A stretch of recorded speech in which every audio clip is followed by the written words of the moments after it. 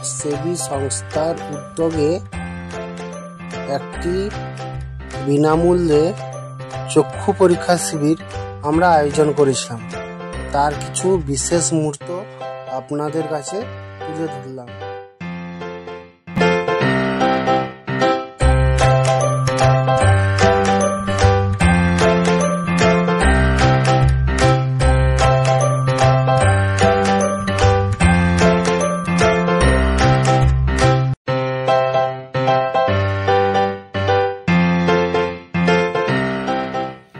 কেসিআইডি দর্পণ সমাজসেবী সংস্থার উদ্যোগে আজকে আমরা কেসিআইডি হাই স্কুলে একটি সম্পূর্ণ বিনামূল্যে চক্ষু পরীক্ষা শিবিরের আয়োজন করেছিলাম।